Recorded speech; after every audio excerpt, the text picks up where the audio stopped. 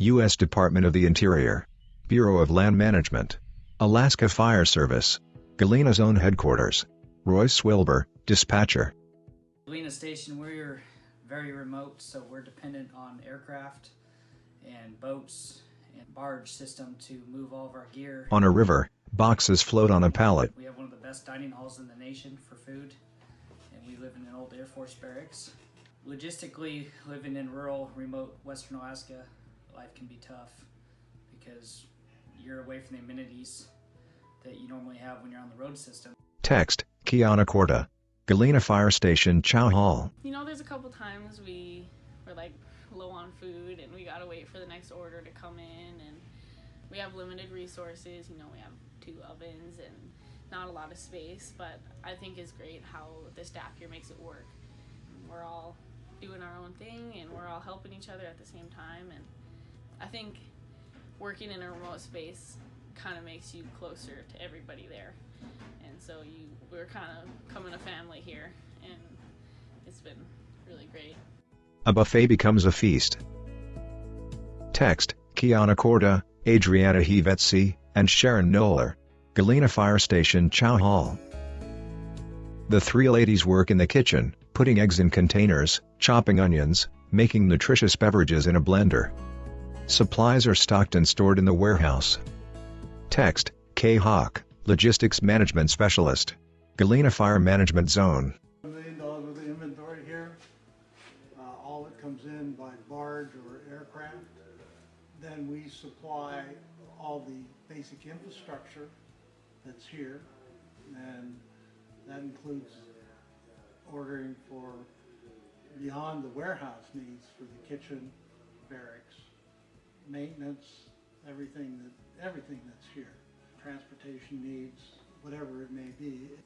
The warehouse takes up and runs and is the hub of all of this activity. HUD Plass, Emergency Program Manager. The EFF crews, the emergency firefighters, these are firefighters that are made up of members of the villages out here. We got 30-some villages in the bush. Right now we've got currently about 385 emergency firefighters from the villages. They make up about between 6 and 8 crews total. We used to have upwards of 25 or more crews in the 3 zones, but the numbers dwindled because of the requirements to become a qualified firefighter increased. Galena Zone now has 4 crews that we mobilize. These are 20-person Type 2 crews. We mobilize them to fires in the Galena Zone and outside of the Galena Zone, and to state fires and to lower 48 fires as needed. Helicopters used. In order to move all of these resources throughout Alaska and to lower, it's aircraft. It's all aircraft. There's no roads out here. We use aircraft. We use boats sometimes, but mostly aircraft. Fixed wing, rotor wing. Text, Ryan McPherson, Fire Management Officer. Operation is everything out of here is logistics, and fires in Alaska in general, if you don't have logistics, just slows everything down and it will stop. Logistics is the driving force. How difficult it is to support a fire out on the Seward Peninsula or up along the North Slope or down on the lower Yukon. It's really challenging. Managing flight hours for the pilots and fuel needs and capacities of getting large numbers of folks to remote areas. It doesn't happen overnight.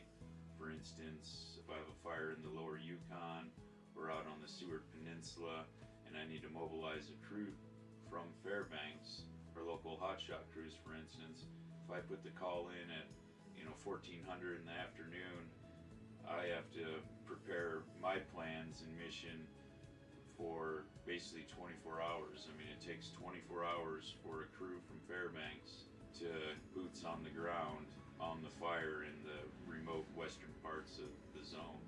It's basically 24 hours from the call until they're actually on the fire, and that's just from Fairbanks.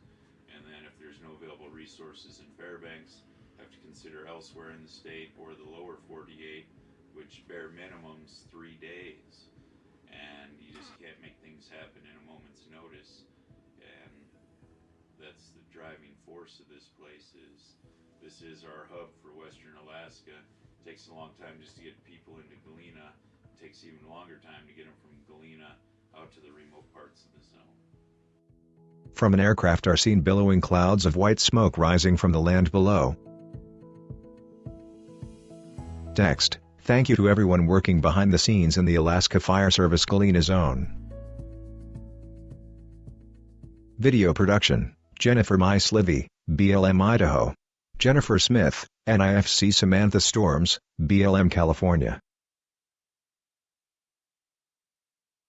Logos: Alaska Fire Service, Galena Zone.